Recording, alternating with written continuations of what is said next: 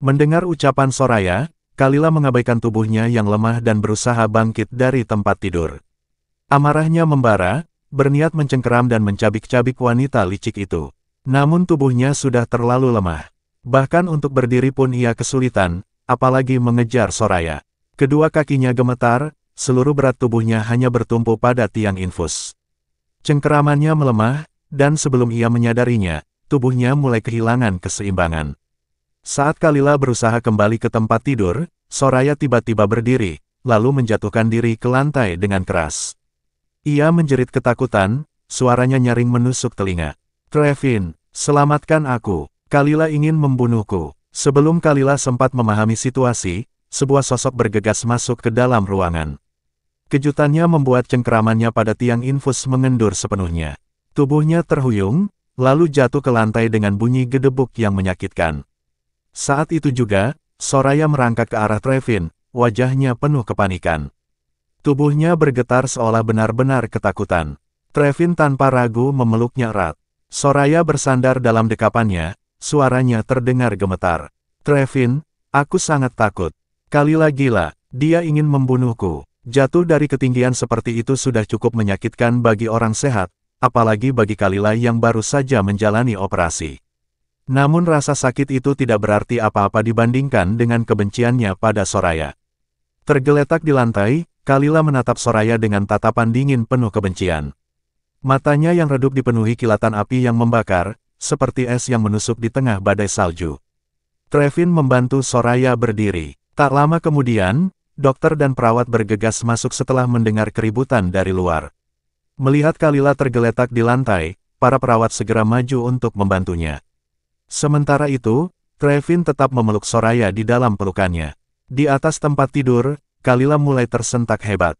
Ia melambaikan tangannya dengan panik, seolah sedang melawan sesuatu yang tidak terlihat oleh orang lain. Matanya merah dan penuh amarah. Para perawat berusaha menahannya, khawatir ia akan melukai dirinya sendiri. Trevin mengerutkan kening. Ia perlahan melepaskan Soraya, membaringkannya di kursi, lalu berjalan menuju tempat tidur Kalila. Namun saat Kalila melihatnya mendekat, ia langsung menjerit. Suaranya serak penuh kepanikan. Ia terus memberontak, menghindari setiap tangan yang mencoba menyentuhnya. Suara jeritan Kalila menggema di seluruh ruangan. Ia menjambak rambutnya sendiri dengan kasar, menariknya seolah ingin melepaskan seluruh rasa sakit yang ada di dalam dirinya. Trevin panik. Tanpa berpikir panjang ia langsung memeluknya, berusaha menenangkannya. Namun Kalila terus meronta, bahkan tanpa sadar melukai dirinya sendiri. Seorang perawat segera membawa obat penenang dan menyuntikkannya ke tubuh Kalila. Perlahan pupil matanya mengecil. Ia mulai tenang tetapi tatapannya kosong, menatap langit-langit dengan air mata yang mengalir tanpa henti di pipinya. Ia merasakan sakit yang luar biasa. Bukan hanya di tubuhnya, tapi juga di hatinya. Dokter menatap Trevin dengan tajam sebelum berkata, "Tuan, pasien dalam kondisi mental yang sangat buruk. Dia jelas tidak ingin bertemu dengan Anda, jadi sebaiknya Anda keluar dulu." Semua orang di ruangan itu bisa melihat betapa hancurnya Kalila. Bahkan seseorang yang tidak mengenalnya pun pasti bisa merasakan sakit yang ia derita. Pasien mungkin mengalami depresi selama kehamilan. Jika Anda benar-benar peduli padanya, tinggalkan saja. Kami memiliki perawat profesional yang akan menjaganya dengan baik, lanjut dokter dengan nada tajam. Trevin terdiam, matanya terpaku pada Kalila yang terbaring tak berdaya. Dokter itu masih ingat bagaimana Trevin sebelumnya berlari panik ke kantornya, mengatakan bahwa istrinya dalam kondisi kritis. Namun ketika ia tiba di kamar pasien, yang ia lihat adalah Trevin memeluk wanita lain, sementara Kalila tergeletak di lantai yang dingin. Meskipun ini adalah masalah pribadi pasien, dokter itu tak bisa menyembunyikan ketidaksukaannya terhadap Trevin. Suami macam apa dia? Kalila tampak seperti boneka rusak yang kelelahan dan membutuhkan istirahat. Trevin tahu bahwa ia harus pergi, tetapi tubuhnya tetap terpaku di tempatnya. Keheningan di dalam ruangan terasa mencekam. Soraya yang tak tahan lagi segera menarik ujung pakaian Trevin dengan lembut. "Ayo kita keluar dulu, jangan mengganggu dokter dalam merawat Kalila." Trevin akhirnya mengangguk. Ia berbalik dan berjalan keluar bersama Soraya. Saat ini, setelah disuntik obat penenang, Kalila tampak kehilangan kesadaran. Tubuhnya penuh dengan luka goresan yang ia buat sendiri. Rambutnya berantakan, wajahnya pucat, dan matanya kosong. Seorang perawat yang berdiri di samping tempat tidurnya mengusap lengan Kalila dengan lembut. Tolong jangan lakukan ini lagi. Kamu bisa bertahan demi anakmu. Kami berhasil menyelamatkan kalian berdua, ibu dan anak. Jangan sakiti dirimu sendiri. Jari Kalila sedikit bergetar. Perawat itu mengira ia kesakitan, jadi ia buru-buru berkata, jangan khawatir, rasa sakit ini akan hilang sebentar lagi. Kamu harus kuat demi bayimu. Namun rasa sakit fisik ini tidak ada artinya bagi Kalila. Ia melihat belas kasihan di mata perawat itu, dan untuk pertama kalinya dalam waktu yang lama, ia merasa kasihan pada dirinya sendiri. Ia telah dihancurkan berulang kali, dikhianati oleh orang yang dicintainya. Namun yang paling menyakitkan bukanlah luka di tubuhnya, melainkan kenyataan bahwa hidupnya bukan lagi miliknya sendiri. Satu-satunya yang membuatnya tetap bertahan adalah kehidupan kecil yang tumbuh di dalam perutnya. Ia tak bisa kehilangan anak itu. Tidak peduli seberapa sakitnya, ia harus bertahan. Namun membayangkan anaknya harus berada di tangan Trevin dan Soraya setelah kematiannya membuat hati Kalila semakin perih. Dia tidak sanggup membiarkan hal itu terjadi. Setelah cukup tenang, Kalila menyadari bahwa Trevin tidak ada di dekatnya. Anehnya dia merasa lebih lega. Saat ini, dia benar-benar tidak sanggup menghadapi pria itu. Sementara itu, Trevin berdiri di luar kamar, menatap wanita yang semakin lemah di balik kaca satu arah. Jantungnya berdegup tak terkendali. Trevin ingin masuk, ingin memeluk dan menenangkannya, tetapi dia takut justru semakin menyakiti Kalila. Hatinya kacau, dia bahkan tidak tahu apa yang harus dilakukan. Cahaya lampu di lorong menerpa tubuhnya, bayangannya tampak panjang seolah tak berujung. Meski kepalanya tertunduk, teriakan serak Kalila masih terngiang jelas di telinganya. Selama ini dia selalu mampu menghadapi berbagai situasi dengan tenang. Namun untuk pertama kalinya dia merasa kehilangan kendali. Dia ingin mendekat dan menjaga Kalila, tapi dia tidak berani menghadapinya. Saat itu, sebuah suara familiar memecah lamunannya. Jika kau begitu peduli padanya, mengapa kau melakukan semua ini? Trevin menoleh dengan terkejut dan melihat sosok pria dan wanita setengah baya berdiri di sana. Mereka tampak rapi dan berwibawa, tetapi sorot mata mereka menyiratkan ketidakpedulian yang dingin.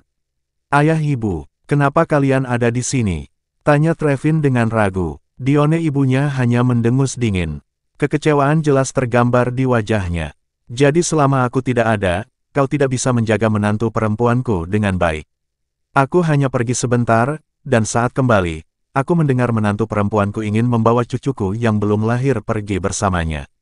Lihatlah apa yang sudah kau lakukan. Ujar Dione dengan nada tajam. Trevin mengerutkan kening, tidak senang dengan kata-kata ibunya. Namun ini adalah ibunya sendiri, dan dia tidak berani membantah. Aku tidak akan membiarkannya pergi, katanya datar. Mendengar itu, Dione semakin marah. Dia hampir ingin menamparkan anaknya sendiri. Lalu kenapa kau tidak memperlakukannya dengan baik?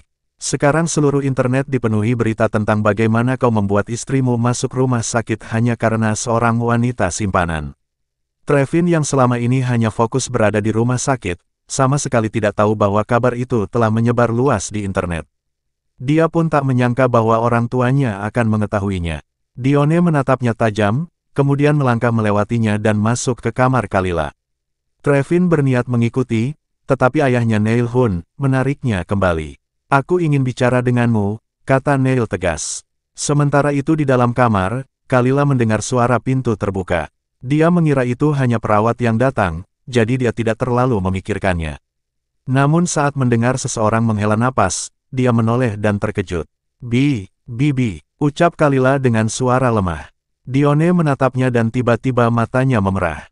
Melihat betapa lemahnya Kalila saat ini, hatinya terasa sakit. Dia semakin marah pada putranya sendiri yang telah menyakiti wanita ini. Dione sudah melihat Kalila tumbuh sejak kecil. Dia selalu menganggapnya seperti putrinya sendiri. Kalila adalah gadis yang baik, lembut, dan tulus mencintai putranya. Saat mengetahui mereka menikah, Dione adalah orang yang paling bahagia. Namun kini, melihat Kalila terbaring lemah dan tersiksa seperti ini, Dione merasa bersalah. Kalila, kau telah disakiti, kata Dione dengan suara berat. Mendengar kata-kata itu, Kalila merasakan sesuatu menghimpit dadanya. Dia menahan air matanya dan berkata lirih, kenapa Bibi ada di sini? Bukankah Bibi sedang berlibur? Dione duduk di samping tempat tidurnya, menggenggam tangan Kalila erat-erat, menepuknya dengan lembut. Bagaimana mungkin aku bisa tinggal diam saat semua ini terjadi? Jangan khawatir, Bibi ada di sini sekarang. Aku akan melindungimu, kata Dione, lalu menarik Kalila ke dalam pelukannya. Saat memeluknya, Dione semakin terkejut. Tubuh Kalila begitu kurus, seolah hanya tersisa kulit dan tulang. Dia bahkan tidak terlihat seperti wanita hamil. Apa yang sebenarnya terjadi pada menantu kesayangannya ini? Kalila yang selama ini berusaha tegar akhirnya tak sanggup lagi menahan perasaannya. Dione selalu memperlakukannya dengan penuh kasih, menggantikan sosok ibu yang tak pernah ia miliki. Menghadapi semua penghinaan dan penderitaan sendirian selama ini, Kalila selalu menahan diri. Namun kini, saat Dione ada di hadapannya, pertahanannya runtuh. Dia menangis terseduh-seduh di pelukan Dione. Apa salahku Bibi? Kenapa Trevin tidak pernah percaya padaku? Kenapa dia selalu memilih orang lain dibanding aku? Ratap Kalila, apakah aku seharusnya tidak menikahinya sejak awal? Jika aku tidak menikah dengannya, aku tidak akan mengalami penderitaan seperti ini. Dia menyakitiku. Trevin menyakitiku dengan sangat dalam. Dione hanya bisa memeluknya erat, hatinya hancur mendengar isakan pilu Kalila. Maafkan aku. Dione tak tahu harus berkata apa. Dia merasa bersalah, tetapi juga tidak bisa melakukan apapun. Kalila adalah gadis yang baik, penyayang, dan lembut. Mengapa dia harus mengalami semua ini? Jika orang yang menyakitinya adalah orang lain, Dione pasti akan memastikan mereka membayar harganya. Namun orang itu adalah putranya sendiri. Apa yang bisa dia lakukan? Dione merasa sesak. Dia ingin menolong Kalila, tetapi tangannya terikat. Kalila terus menangis hingga akhirnya tertidur di pelukan Dione. Setelah memastikan Kalila tertidur nyenyak, Dione bangkit dan keluar dari kamar. Begitu pintu terbuka, dia melihat Trevin berdiri di luar, wajahnya dipenuhi kekhawatiran. Dia mencoba mengintip ke dalam, ingin melihat kondisi Kalila. Tanpa berkata apa-apa, Dione menutup pintu dengan lembut, lalu menatap putranya tajam. Kemudian, plak, Dione menamparnya keras. Trevin tersentak. Tamparan itu begitu kuat hingga kepalanya sedikit miring ke samping. Dia menatap ibunya dengan bingung. Dione melirik ke belakangnya, memastikan Kalila tidak terbangun, lalu menarik Trevin menjauh dari pintu. Setelah cukup jauh, dia menatap putranya dengan tatapan penuh amarah dan kekecewaan. Kau dengar apa yang baru saja dia katakan? Suaranya bergetar menahan emosi. Bagaimana bisa kau memperlakukan istrimu seperti ini? Kau tahu apa yang lebih buruk? Semua yang dia katakan adalah kebenaran. Dia tidak berbohong atau melebih-lebihkan apapun. Dione menggelengkan kepalanya, ekspresi kecewa tergambar jelas di wajahnya. Sebagai seorang suami, kau telah gagal total Trevin. Trevin menundukkan kepala tanpa berkata apapun. Meski di luar ia dikenal sebagai Raja Neraka, di hadapan orang tuanya, ia tetap seorang anak yang berbakti. Sayang, tenanglah. Kita masih di rumah sakit, kata Neil pelan sambil menarik Dione menjauh dari Trevin. Ia tak ingin orang-orang menyaksikan drama keluarga mereka dan berusaha menjaga harga diri putranya. Dione mendengus dingin. Dia masih peduli soal harga diri. Untung saja aku tidak menghajarnya lebih keras atas semua yang telah ia lakukan. Mama, jangan panggil aku, Mama. Aku tidak punya anak sepertimu.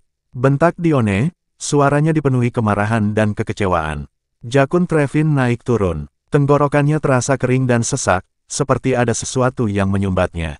Ia ingin berbicara, tapi tidak tahu harus berkata apa. Setelah beberapa detik yang terasa seperti selamanya, ia akhirnya bertanya dengan suara serak, bagaimana keadaannya. Dione meliriknya sekilas sebelum menjawab, apakah Soraya juga dirawat di rumah sakit ini? Bawa aku menemuinya. Trevin tahu ibunya tidak pernah menyukai Soraya. Selama ini Dione menutup mata karena tidak ingin terlalu menentang keputusan putranya. Namun kini ia khawatir ibunya akan menyalahkan Soraya atas segalanya dan memperburuk keadaan. Bu, ini bukan salah Soraya, kata Trevin pelan. Dione mencibir. Oh begitu, kau benar-benar percaya bahwa Soraya memiliki karakter yang baik. Kau tumbuh bersama Kalila, tidakkah kau tahu seperti apa dia sebenarnya? Trevin terdiam. Kalila, dulu ia adalah gadis manis dan ceria yang selalu mengejarnya sambil memanggilnya kakak Trevin. Kapan gadis itu menghilang? Bu, orang bisa berubah, jawab Trevin akhirnya, meskipun dalam hati ia sendiri tak yakin akan kata-katanya. Dione mencibir lebih dalam. Kau mengantarku menemuinya, atau aku akan memastikan Kalila pergi ke luar negeri sekarang juga. Pilih salah satu. Trevin menghela napas, lalu menoleh ke arah ayahnya, berharap mendapat dukungan. Namun Neil hanya berkata ringan, jangan buat ibumu marah. Atau aku akan mempertimbangkan untuk mengeluarkanmu dari keluarga Hun. Trevin tahu ancaman itu kosong, orang tuanya hanya memiliki satu anak yaitu dirinya. Namun ia tak ingin menyakiti ibunya lebih jauh. Akhirnya dengan enggan, Trevin membawa mereka ke bangsal Soraya. Saat Soraya melihat Dione, wajahnya berubah pucat. Matanya dipenuhi kegelisahan. Halo Bibi, apakah Bibi sudah melihat Kak Kalila? Bagaimana keadaannya? Tanyanya dengan suara hati-hati. Ia melirik Trevin, mencoba mencari tahu situasinya. Trevin menggelengkan kepala, membuat Soraya berpikir bahwa Kalila baik-baik saja. Dengan lega yang dibuat-buat ia berkata, syukurlah dia baik-baik saja. Aku sangat khawatir. Dione menatapnya dingin, tanpa ekspresi. Ia telah bertemu dan menghadapi berbagai macam orang selama bertahun-tahun sebagai Nyonya Hun. Ia bisa melihat kepalsuan dari kejauhan. Kau bilang kau peduli pada Kalila. Lalu kenapa dia mengatakan bahwa dia ingin membunuhmu? Dione bertanya sambil menaikkan alisnya. Soraya menegang, tubuhnya secara refleks bersandar ke tempat tidur. Mungkin, Kak Kalila terlalu emosi saat mengatakannya. Aku baik-baik saja, katanya gugup. Dione tetap menatapnya dingin, mengamatinya dari kepala hingga kaki, seolah mencoba menembus batinnya. Oh, jadi Kalila yang bersalah padamu. Sejak kapan seorang wanita simpanan punya hak untuk merasa menjadi korban? Tanyanya tajam. Soraya mengepalkan tangannya di balik selimut, berusaha menahan amarahnya. Tidak, bantahnya tegas. Dione tersenyum sinis. Oh, jadi kau bukan wanita simpanan. Lalu kenapa kau terus menempel pada suami orang dan tinggal di rumah mereka tanpa malu? Setiap kata yang diucapkan Dione semakin tajam, tanpa memberikan Soraya kesempatan untuk membela diri. Jadi, kau bahkan bukan simpanan, hanya seorang selingkuhan. Tapi jangan terlalu berani bertingkah seperti seorang istri sah, sindirnya. Dione melirik Trevin sekilas lalu tersenyum tipis. Namun matanya dipenuhi ejekan yang jelas. Bu, ini bukan seperti yang ibu pikirkan, Trevin mencoba membela diri.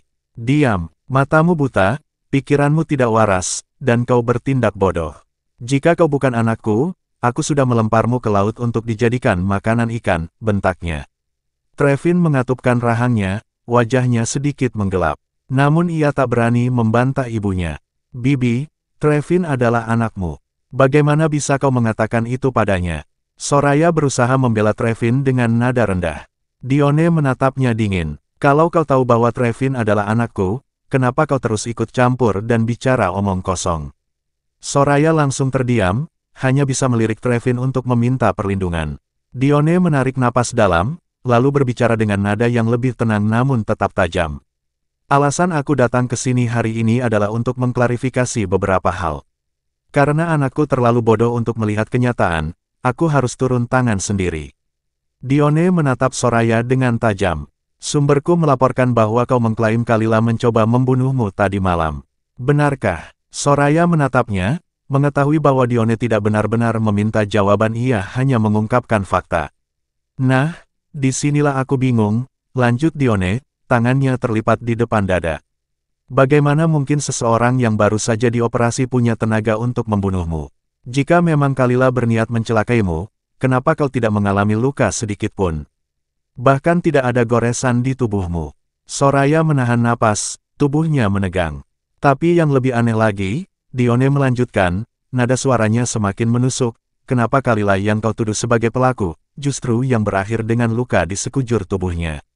Dione menatap Soraya tajam, menunggu jawaban yang tentu saja tak akan pernah memuaskannya.